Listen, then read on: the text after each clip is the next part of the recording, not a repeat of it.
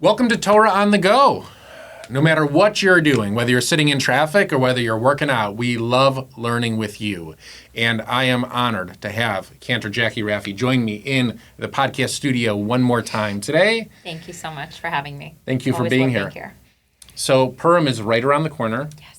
Okay, we both love Purim. Yes, we do. Okay, I often say that it is unfortunate that so many Jews come to like Rosh Hashanah and Yom Kippur and skip like Simchas Torah and Purim and Hanukkah. Yeah, exactly. I mean, there's plenty of Jews who rightfully want to skip Pesach, but skipping Purim is a major mistake. So please join us at VBS this year. All right, so that's the promo is done. Now we can turn to the learning. Okay. Yes.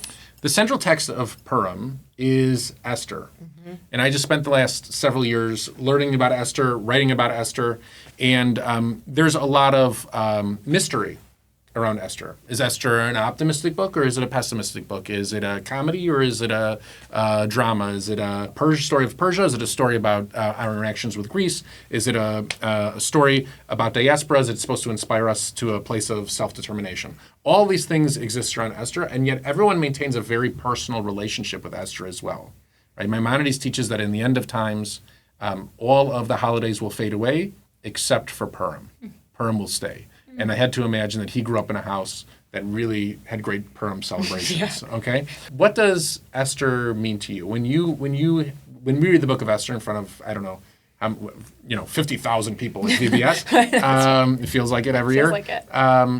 What does it mean to you? How do you prepare for it, and what do you take away from the book of Esther? Thank you for asking that question because I'm really inspired by Esther, and I love thinking about her and discussing her, and I've learned so much from you in your discussions about Esther and the story of Purim. There are two key moments for me in the book of Esther, and it's actually related to a previous conversation that we had about dreams. I think the book of Esther, and so much of Jewish text in my mind, not that you can frame it in one way, but so much of Jewish text to me is about, can you hear the call and can you heed the call once you hear it?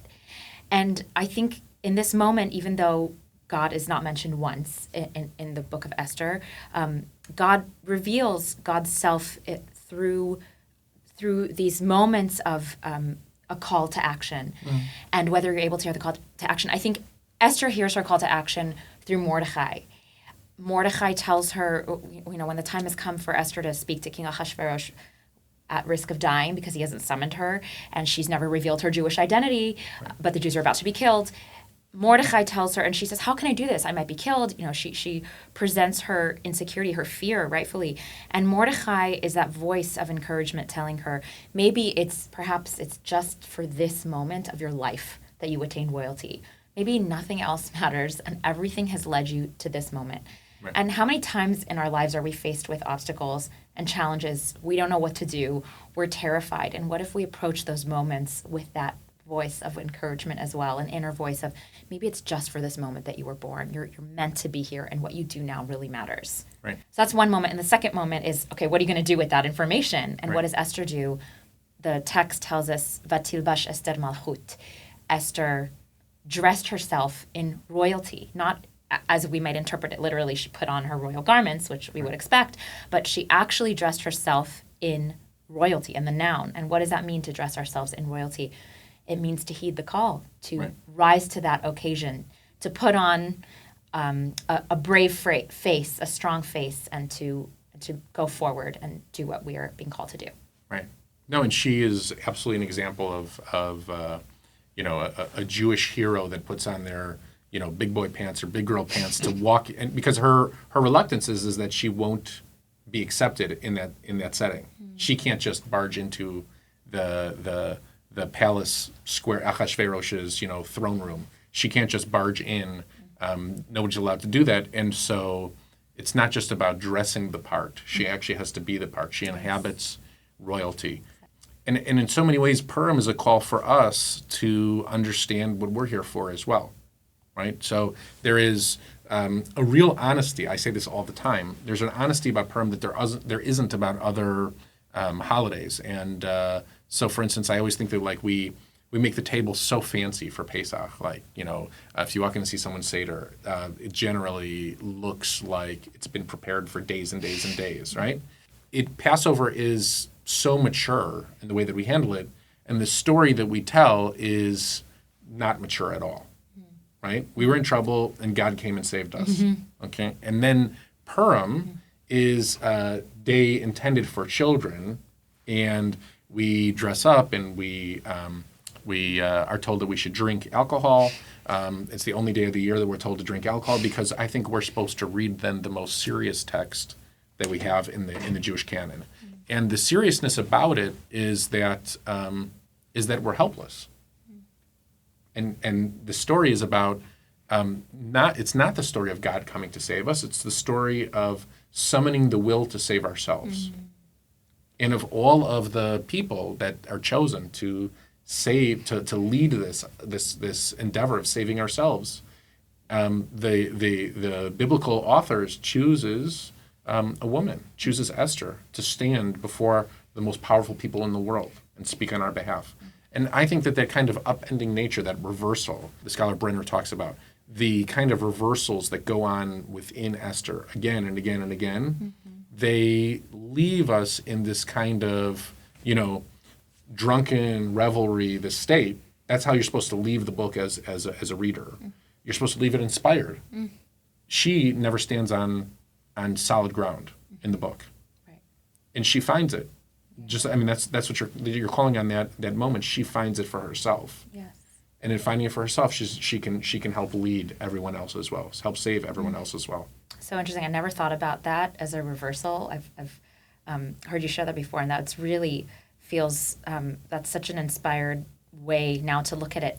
We even at the beginning, Esther and all the maidens. We see Vashti; she's an object. Esther and all the maidens are objects, and she reverses that role. She's not just this beautiful maiden who Ahasuerus can, take, and we don't know what he does with her, but she's someone with a voice, as you have taught. Right. No, and she's got an incredible voice. Yeah. She's got an incredible voice. And her voice feels in so many ways counterintuitive. She could ask Ahasuerus the first day at the party. Instead, she throws a second party. She asks for the Jewish people to be saved, and then asks for us to have more time to kill our enemies. It's not the voice that you would expect. The leaders that we expect sometimes let us down. Esther is the face of a new type of leadership that is called for the occasion. And you're right. The great question about God is Esther chosen for this, or does Esther kind of muster the strength herself to step into the role? Right. Do you see God in God is not mentioned for everybody to give a context. God, this is the only book in the entire Jewish biblical canon of the Tanakh, of the Hebrew Bible, in which God is not mentioned. Do you see God as part of the story? I do. I really see God as part of the story. I see God manifested in people in this story more strongly than in any other book of our sacred canon. We were made b'tselem Elohim, in God's image, and I really think that this book is a call for us to act in godly ways. Right. And to access the divine spark within all of us, and the ways that community and family, Mordechai's Esther, the way that community, family, and friends can bring that out in us and can help us access divinity.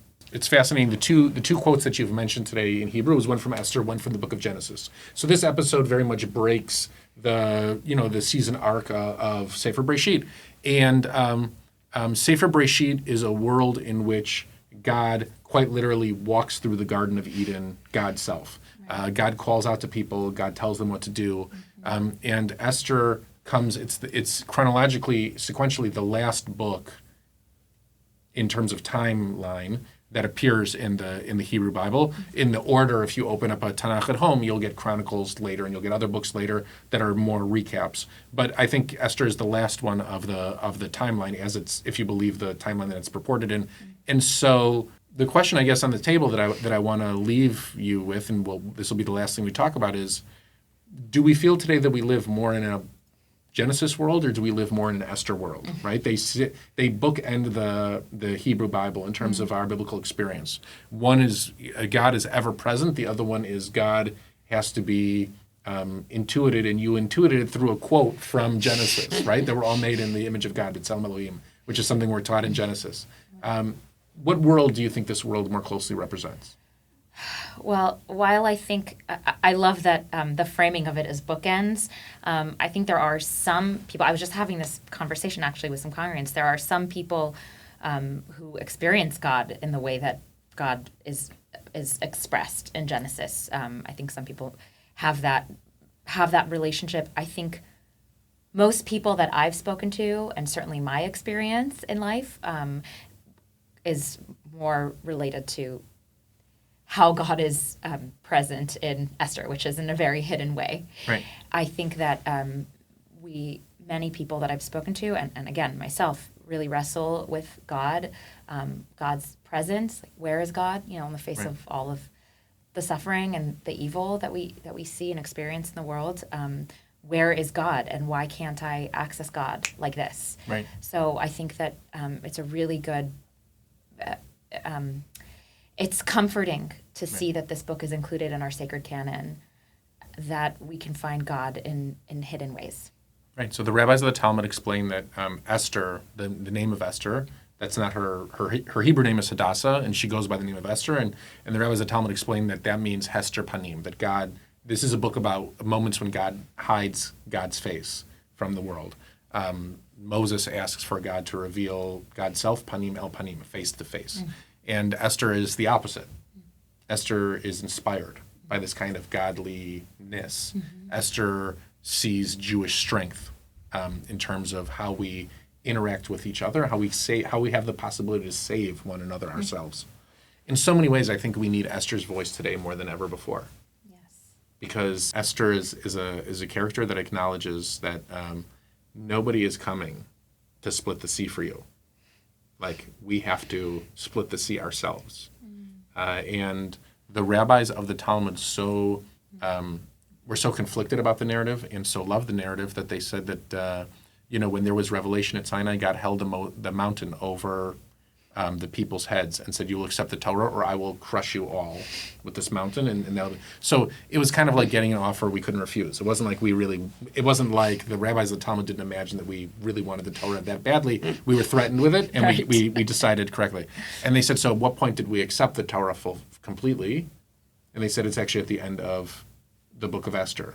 Kimu v'kiblu, that we establish and we accept it upon ourselves. So when in the absence of an all-powerful, threatening deity, we ourselves decided to stand up for our own Jewish identity. And in doing so, we actually make good on the promise to God, Na'aseh v'nishma, that we will do and we will hear and we will listen. And I think that's all the legacy of Esther. And it's so relevant for today. So relevant. We're being called to stand up proudly as Jews and to accept and to carry out our responsibility to right. be a light, to bring goodness, and to be proud of who we are. To be proud of who we are, to lend strength to one another. Yes. So, Chag Sameach, Happy Purim. Chag Sameach. Thank you so much for having me. Always great to be here. And we look forward to celebrating with all of you at VBS on March 23rd. And so, to each and every one of you listening, we hope that you have an amazing Purim experience filled with costumes and mishloach manot and the giving of matanot le'avionim, the giving of gifts to the poor of tzedakah, and we hope that you enjoy a seudah at home. Those are the 4 mitzvahs, and you hear the book of Esther. And we hope that you do it with us at Valley Beth Shalom, and you enjoy some bubbies. Always. It all comes down to bubbies. And so I want to give a shout out to our executive director, Matt Weintraub, who gives me a special bonus every single time I mention it on the podcast. Have a wonderful, wonderful day.